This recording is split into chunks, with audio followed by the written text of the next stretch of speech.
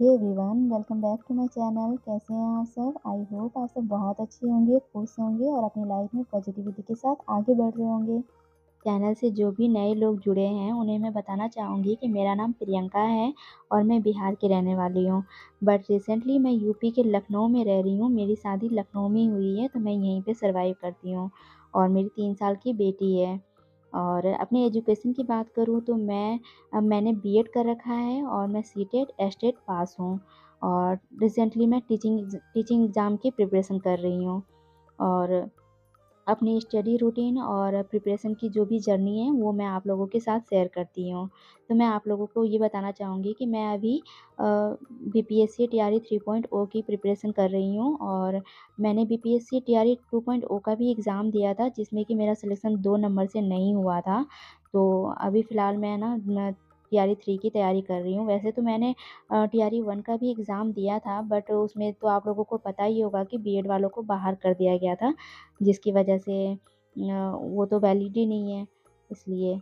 और वैसे मैं शादी से पहले ये कभी नहीं सोची थी कि मैं टीचिंग लाइन में जाऊँगी, टीचिंग फ़ील्ड के बारे में सोची नहीं थी कि मैं उस फ़ील्ड में जाऊँगी।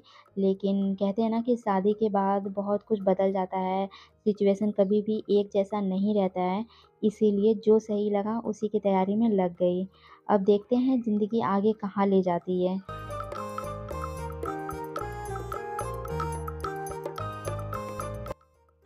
मेरी शादी को 5 साल हो गए हैं और इन 5 सालों में मुझे बहुत कुछ एक्सपीरियंस हो गया है। शादी के बाद मेरी पढ़ाई से लंबी ब्रेक हो गई थी, क्योंकि ऐसा कभी मैंने सोचा नहीं था।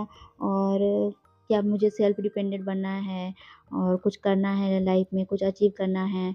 होता है ना कि जब हमें सुविधाएँ मिलने लग जाती हैं ना, तो हम उसके आदी हो जाते हैं और फिर उसके बाद हम सोचते ही नहीं है कि हमें अपनी लाइफ में कुछ अचीव करना है। शादी से पहले तो बहुत कुछ सोचे थे, बहुत कुछ सोचती थी कि मुझे ये करना है, वो करना है। वो सब शादी के बाद, लेकिन शादी के बाद ना फ्रेंड्स बहुत कुछ चेंज हो जाता है, जो सिचुएशन एक जैसी नहीं रहती है, इसलिए। और दूसरी बात ये कि जब बीएड कंप्लीट हुआ ना, तो कंप्लीट होने के बाद कोई वैकेंसी नहीं आई थी, इसलिए मन नहीं करता था कि कुछ पढ़ाई करनी है और पढ़ाई वगैरह करने का ऐसा कुछ भी मन नहीं करता था। क्योंकि जब वैकेंसी टाइम टू टाइम आए और तब तैयारी वगैरह करने का भी बहुत ज़्यादा मन करता है, लेकिन जब वैकेंसी नहीं आती है ना, तो फिर थोड़ा-सा हम लोग भी डिले हो जाते हैं। लेकिन जब बीपीएससी की तरफ से वैकेंसी आई जुलाई 2023 में, तब जाके मैंने अपनी स्टडी को रीस्टार्ट किया और अपने टारगेट को पाने के लिए दिन-रात एक करके लग गई। पहले तो मैंने सोचा कि देखती हूँ, और जब मैंने रीस्टार्ट किया ना, तब मुझे पता चला कि है ना, पढ़ाई से ब्रेक नहीं लेना चाहिए। तो फ्रेंड्स, मैं आप लोगों से यही कहूँगी कि बहुत से ऐसी हाउसवाइफ़ होंगी, बहुएँ होंगी, माएँ होंगी, जो चाहती तो हैं कि आगे बढ़ें, अपने लाइफ़ में कुछ करें, अपने फ्यूचर के बारे में सोचती होंगी, अपने फ्यूचर को सिक्योर करना चाहती होंगी, बट वो अपने हालातों के सामने घुटने टेक देती हैं, हार मान जाती हैं। तो मैं उन लोगों से एक ही बात कहना चाहूँगी कि जिसकी वजह से आप परेशान हैं, अपनी लाइफ में कुछ नहीं करना चाहती हैं, आगे नहीं बढ़ना चाहती हैं, वो आपके साथ हमेशा नहीं रहेंगे। वो आपके साथ हमेशा नहीं रहेंगे फ्रेंड्स। कहते हैं ना, बड़ी से बड़ी मुसीबत में और बड़ी से बड़ी खुशी में भी हमें एक बात हमेशा याद रखना चाहिए कि कुछ दिनों की बात है, ये दिन बीत जाएँगे। कुछ बात होती है। ऐसा नहीं है कि अगर आपका सिचुएशन आज ख़राब है, आपका सिचुएशन आज कमज़ोर है, समय कमज़ोर है, तो वो हमेशा आपके साथ ऐसा ही रहेगा, आपका सिचुएशन हमेशा ऐसा ही रहेगा। नहीं फ्रेंड्स, हालात और समय दोनों एक जैसे नहीं रहते हैं, ये गुज़रते रहता है, बीतते रहता है। आज आपको खुशी मिल रही है, तो कल को हो सकता है आपको गम भी मिले, और आज आपको गम मिल रही है, तो कल को आपको खुशी भी मिलेंगे। कहते हैं ना, अगर आप खुशी ही आपको अगर भगवान देंगे, ठीक है, तो आप भगवान को कैसे पूजिएगा, कैसे उनकी पूजा कीजिएगा, कैसे उनको याद कीजिएगा। इसीलिए बैलेंस बनाने के लिए ना, भगवान ने लाइफ में सुख और दुःख दोनों को बनाया है। इसीलिए इन सब चीज़ों से हमें घबराना नहीं चाहिए।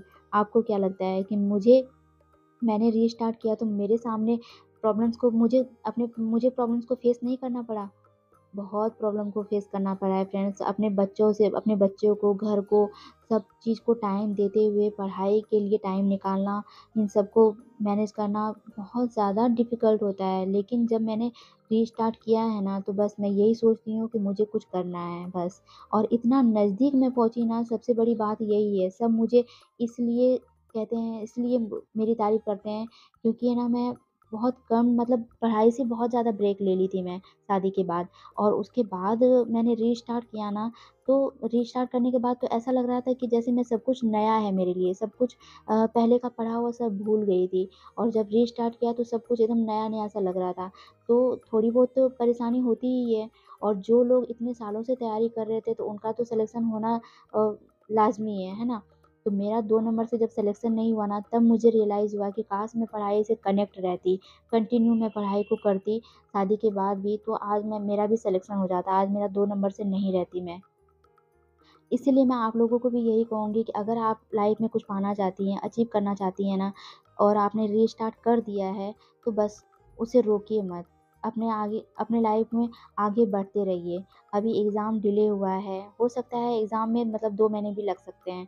लेकिन अगर आप इन 2 महीनों में आप लापरवाही बरतेंगी कि हाँ, मुझे अभी टाइम मिल गया है, मैं बाद में पढ़ाई करूँगी, तो हो सकता है आप कई स्टूडेंट से कई गुना पीछे रह जाएँ।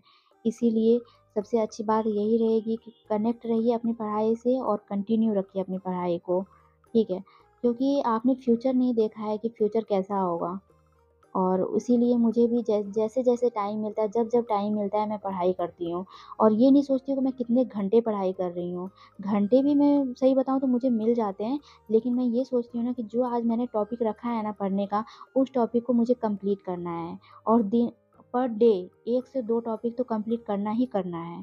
अगर आप अपनी लाइफ़ में छोटे-छोटे टारगेट बना के, पढ़ाई में भी टारगेट बना के आप कुछ कीजिएगा ना, तो आपका काम होते चला जाएगा और आपको पता भी नहीं चलेगा, और एग्ज़ाम जब आएगा ना तो बहुत हल्का लगेगा कि हाँ, हमारी तैयारी बहुत अच्छी है। नहीं तो एग्ज़ाम के टाइम भी आप नर्वस रहिएगा कि मुझसे कुछ नहीं हो पाया है।